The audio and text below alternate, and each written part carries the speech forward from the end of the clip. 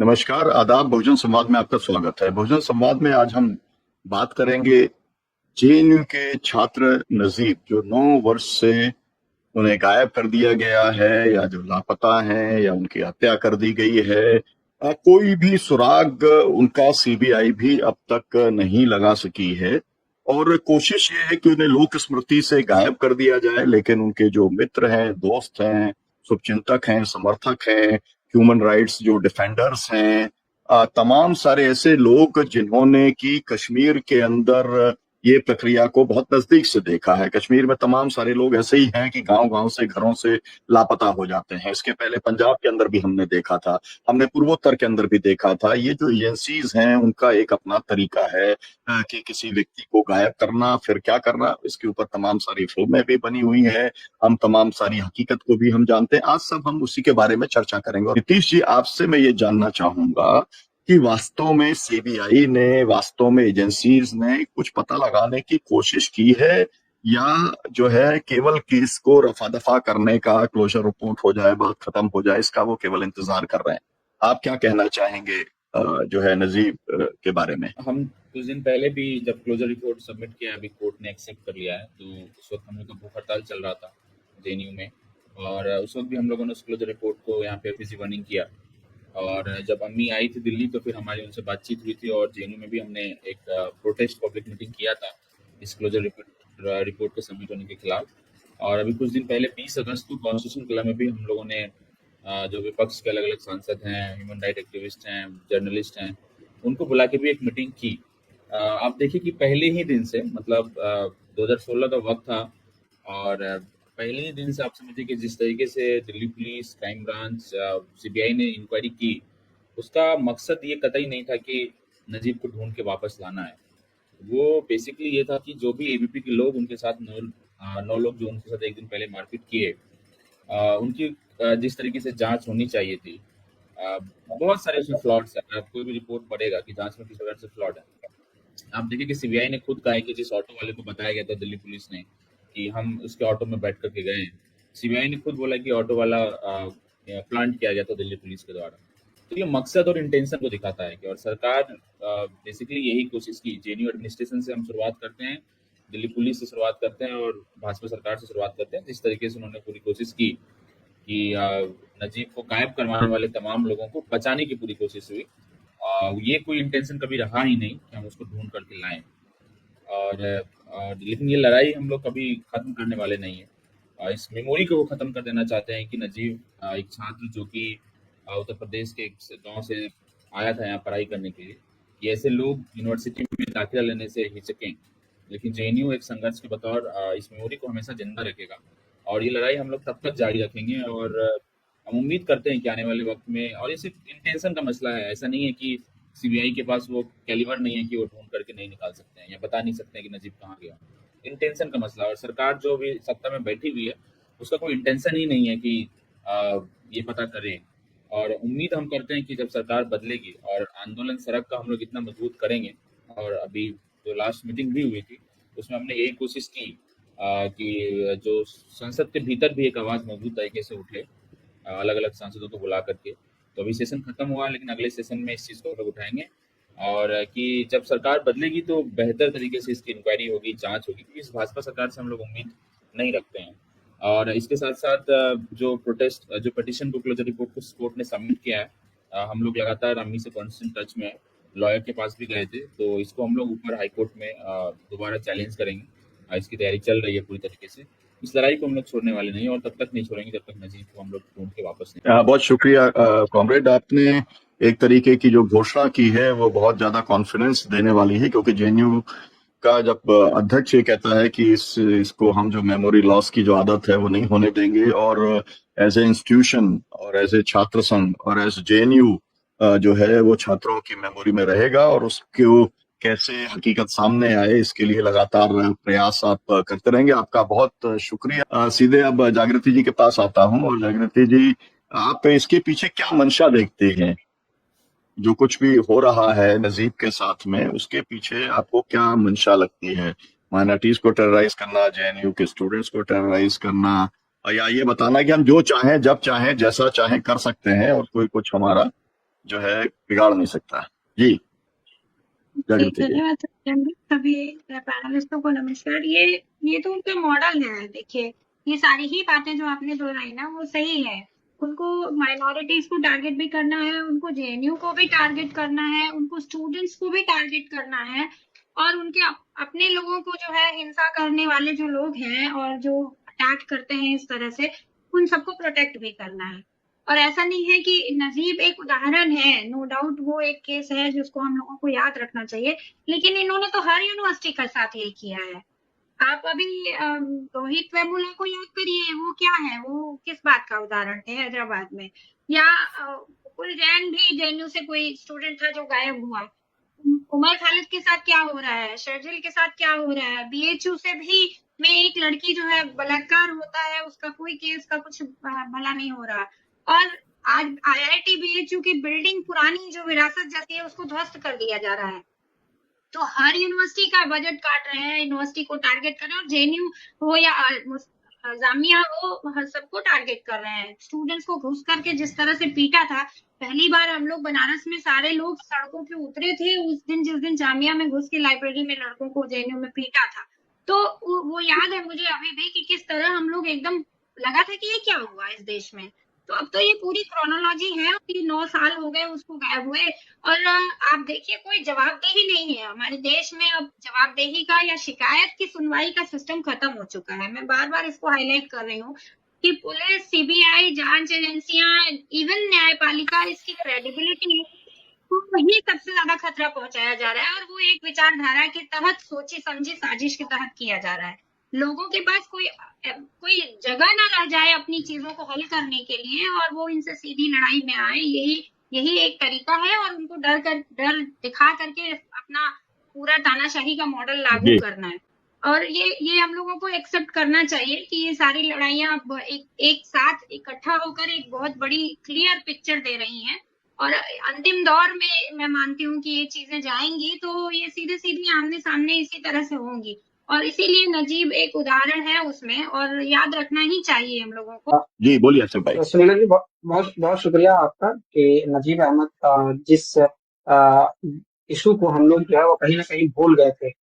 Disclosure statement जब उन्होंने लगाया सीबीआई ने, उसके बाद से हम, उससे पहले जो है हम लोग इस इशू को भूल गए, क्योंकि हमारे देश में हर दूसरे दिन कोई नया इशू आ जाता है। कभी एंटी सीए आया, कभी वक्फ आया, तो हर कुछ दिनों में कोई नया मुद्दा आता है। तो नजीब अहमद और जो है वो रोहित वेमुला और ये तमाम लोगों के जो इशू थे, जो जिसके जरिए हम जो है वो जन आंदोलन का हिस्सा बने, वो इशू कहीं ना कहीं जो है हम लोग भूल गए थे। और इन सब में हम सब की कमी है कि एक ऐसा मुद्दा जो हम लोगों को सामाजिक न्याय की समझ दी कि क्या होता है, सामाजिक लड़ाई कैसे होती है, जन आंदोलन कैसे होता है। मैं नजीब के जो मोमेंट था, उसी मोमेंट से अपने एक्टिविज्म का करियर जो है वो शुरू किया था। वहां से जो है वो जन आंदोलनों में जाना शुरू किया था। इस लड़ाई को हम लोगों ने सड़कों पे भी लड़ा, और जो है वो जो लोग सड़कों पे लड़ रहे थे, उनमें से बहुत सारे लोग आज जेलों में बंद हैं। बार बार नाम भी आ रहा है कि उमर खालिद है, शर्जील इमाम है, बिलाल हैदर हमारे साथी है, खालिद सैफी जो एक लंबे समय से, पिछले 5 सालों से जेल में है, जिन लोगों ने इस मूवमेंट की बुनियाद रखी जेएनयू कैंपस से लाकर दिल्ली की सड़कों में। और साथ ही साथ जो सबसे बड़ा नाम, जो जिनका बेटा फातिमा नफीस, हम लोगों ने पूरे देश में उनके लिए जो है वो जन आंदोलन किया, उनके पूरे देश में जो है जगह जगह पे उनके प्रेस कॉन्फ्रेंसेस करवाए। लेकिन कहीं ना कहीं हम लोगों की कमी थी कि हम लोग जो है इस मुद्दे को भूल गए थे। अब वापस से जब हाईकोर्ट ने इसको एक्सेप्ट कर लिया पुलिस की डिस्क्लोजर स्टेटमेंट को, उसके बाद एक बार फिर हम लोग जागे, ये बहुत अच्छी बात है। अब इसमें हम लोगों को ये करना चाहिए कि कम से कम जो है इस आंदोलन को जो है वो जिंदा रखना चाहिए, ताकि कैंपस से, एक ऐसे तबके से, खासकर मुस्लिम, और वो एक ऐसे गांव से जहां से एक लड़का जो है वो निकल के आ रहा है हायर एजुकेशन के लिए, और उसके बाद जो है उसको इस तरह से गैप कर दिया जा रहा है। तो ऐसे हालात में, जबकि देश के हालात इस वक्त तो सही नहीं है, लेकिन उसके बावजूद जो है ऐसे हालात में एक गांव से लड़का निकल के आ रहा है और एक हिंदुस्तान की सेंट्रल यूनिवर्सिटी में एडमिशन ले रहा है, और अपनी पढ़ाई को कंप्लीट करके अपनी फैमिली को की जो सिचुएशन है उसको सही करने की कोशिश है, अपनी सोसाइटी की, अपनी कम्युनिटी के लिए कुछ अच्छा कर सकता है। ऐसे स्टूडेंट्स को या तो गैप कर दिया जा रहा है, या फिर उनको सलाखों के पीछे भेज दिया जा रहा है। तो हम तमाम लोग अगर जो है वो आज यहाँ पे नजीब पे डिस्कस कर रहे हैं, इस उम्मीद के साथ कि हम लोगों ने देखा है तारीख में कि सिस्टम किस तरह से जो है अलग अलग कंट्रीज में, अलग अलग दूसरी जगहों पे कि किस तरह से सिस्टम जो है वो लोगों को गाइड कर देते हैं, और लोग जो है 15 साल 20 साल के बाद जो है वो निकल कर आते हैं। तो हमें ये उम्मीद है कि नजीब एक ना एक दिन जो है वो आएंगे। बहुत बड़ी न्यूज है कि जो लोग आंदोलन में नजीब के आंदोलन में शामिल रहे, उनकी कल जो है वो जमानत बेल, जो पिछले 5 सालों से दिल्ली राइट्स में अभी बंद है, उनकी जमानत कल 2:30 बजे जो है उसके फैसले आने वाले हैं, जो कि पिछले 53 दिनों से सुरक्षित थे हाई कोर्ट में, दिल्ली हाई कोर्ट में उसके फैसले आने वाले हैं। तो उससे भी ये चीजें देखी जाएंगी कि क्या इस देश में जो है वो अभी इंसाफ बाकी है या नहीं है, किस तरह के फैसले आते हैं। अब तक जो भी फैसले आए हैं वो कहीं ना कहीं ऐसा लगता है कि इसमें सिस्टम का जो है वो, ये इसमें सरकार का जो है वो कहीं ना कहीं रोल है इस फैसले में, और उसको बैलेंस करने के लिए कुछ अच्छे फैसले आ जाते हैं, लेकिन ज्यादातर जी फैसले जो है वो कहीं ना कहीं जो है उसके जो उम्मीदें हम लोगों की होती है उसके खिलाफ आते हैं। तो ये उम्मीद भी है, और नजीब का ये पूरा इशू, हम फातिमा नफीस अम्मी के साथ हम लोग हैं। हमें जिस छात्र संगठन से बिलोंग करता हूँ, एसआईओ से, एसआईओ ने पूरे देश में जो है वो आंदोलन किया, पूरे नेशनल मूवमेंट किया, कई बार नेशनल वाइड कॉल्स दिए गए, और इस आंदोलन को जिंदा रखा। आज भी जरूरत है कि इस आंदोलन को जिंदा रखें, इस उम्मीद के साथ कि नजीब अहमद एक न एक दिन जो है वो जरूर आएंगे। बहुत शुक्रिया। जी, बहुत शुक्रिया। आपने जो कंसर्न्स बताए हैं उनके ऊपर बहुत गंभीरता से चिंतन विचार करने की जरूरत है। मैं सलीम खान साहब के पास में आता हूँ, उनसे जानना चाहूंगा, क्या इस बात को जो हमारे देश की प्रीमियर एजेंसी है जो जांच कर रही है, सीबीआई, उसका जो नकारापन है एक तरीके से, एक तो बात नीयत की बात है कि नीयत गड़बड़ है, लेकिन एक इतनी बड़ी एजेंसी क्या केवल नीयत ना होने की वजह से एक एक मैं तो कहूंगा साधारण सा केस, मतलब क्योंकि इसके अंदर ऐसे कोई ग्रुप्स इन्वॉल्व नहीं हो सकते जो कि कोई सबूत ना छोड़े, मतलब बहुत बड़े एक इंटरनेशनल कोई ऐसा गैंग है जो प्रोफेशनल क्रिमिनल्स का गैंग है, मुझे नहीं मालूम, हो भी सकता है। लेकिन क्या आपको नहीं लगता कि ये सीबीआई की जो कॉम्पिटेंस है उसको लेकर भी यहाँ पर बात करना जरूरी है? डॉक्टर साहब, ये जो हमारा सिस्टम है, व्यवस्था जो है, उसके चार जो है वो स्तंभ है। उसमें से एक स्तंभ प्रशासन है, और प्रशासन का एक हिस्सा एजेंसी है। नजीब का जो केस है वो हमारा इतिहासकार याद रखेगा इस लिहाज से कि किस तरह इस युग में, जिसको मोदी युग कहा जाता है, ये जो चार स्तंभ है इसका किस तरह से दुरुपयोग किया, जिसमें प्रशासन है, जिसमें सरकार है, जिसमें न्यायपालिका है, और जिसमें मीडिया है। तो अगर आप इन जो घटनाओं को जरा सीक्वेंस से देखें तो आपको इन सब का रोल जो है वो दिखाई देगा। देखिए, 14 और 15 अक्टूबर 2016 की रात में नजीब जो है वो गायब हो जाते हैं, और नजीब की जो माता श्री है नफीसा, फातिमा नफीसा, वो जब जाती है वसंत कुंज पुलिस स्टेशन में अपनी एफआईआर लिखाने, तो उस वक्त उसको डिक्टेशन मिल रहा है उस एसएचओ को, और वो जब ये कहती है कि आप वो बात क्यों नहीं लिखते जो मैं कह रही हूँ मेरे बेटे के बारे में, तो एसएचओ का जवाब सुनिए। एसएचओ ये जवाब देता है कि आप अपने बेटे को वापस लाना चाहती हैं या एफआईआर सही लिखवाना चाहती हैं। देखिए, ये समझो पहला सीन। हम लोग हर बात को जो है ना वो हिंदू मुस्लिम कर देते हैं। सुबोधकांत मुसलमान नहीं थे, उनको उनकी मॉब लिंचिंग हो गई यूनिफॉर्म में। रोहित वेमुला मुसलमान नहीं था, उसको खुदकशी के लिए मजबूर होना पड़ा। पूरी यलगार परिषद में जितने लोगों को पकड़ के जेल पे भेजा गया, उसमें से एक भी मुसलमान नहीं था। मैं ये बोलता हूँ कि संजीव भट्ट का भी मामला है पूरा, संजीव संजीव भट्ट भट्ट का। इतनी बड़ी मिसाल है। तो मैं ये कह रहा हूँ कि इस समय जो भी चैलेंज करता है या जिससे भी खतरा होता है, या जिसको भी, जिसके ऊपर अत्याचार करने वालों को बचाना होता है, कई कारण है इस वजह से जो है वो जुल्म होता है। देखिए, अभी ये बात हुई कि इंटेंशन क्या है, क्लियर नहीं है। इंटेंशन क्लियर, मंशा क्या है क्लियर नहीं, ऐसा नहीं। इंटेंशन ये है कि जिन लोगों ने नजीब के ऊपर जुल्म किया उनको बचाना, और मंशा ये है कि उनको सजा ना हो, इसके लिए जो कुछ हो सके वो करना। और इसी के लिए ये जो हमारी व्यवस्था के चारों सिस्टम है ये काम कर रहे हैं। एक एग्जाम्पल मैंने दिया एसएचओ की। अब आप देखिए कि कहीं भी कोई सान्या हो जाए तो पहला काम ये होता है कि पुलिस जाके जांच करती है उस इलाके की। नजीब के मामले में ये होता ही नहीं है। तो लोग हाई कोर्ट जाते हैं, 1 महीने के बाद हाई कोर्ट हुक्म देता है कि भाई जाके देखो तो सही जहां से वो गायब हुआ है। तो पुलिस 1 महीने के बाद वहां जाती है, फिर जाके फॉर्मेलिटी पूरी करके आ जाती है, उसके बाद फिर कोर्ट जाते हैं। तो जिसका अभी आसिफ ने हवाला दिया, 4 महीने के बाद डॉग स्क्वाड वहां जाता है, और इसके लिए हाई कोर्ट की मदद लेनी पड़ती है। इससे पता चलता है कि प्रशासन जो है वो कितनी नरमी से इसको वो कर रहा है। अब आप देखिए कि ये मामले में जो लोग प्रोटेस्ट करते हैं उन लोगों को पुलिस स्टेशन में बुलाया जाता है, उनको डराया धमकाया जाता है, यानी ये भी वो जो है उसी जमाने में हो रहा है। अब आप देखिए कि सरकार के इशारे में सब कुछ हो रहा है, इसलिए उसका जिक्र अलग से करने की जरूरत नहीं है। लेकिन मीडिया मीडिया में टाइम्स ऑफ इंडिया हिंदुस्तान का सबसे पुराना, हम लोग जिसको बंबई में बोलते हैं ओल्ड लेडी ऑफ बोरीबंदर, सबसे पुराना अखबारों में से एक है।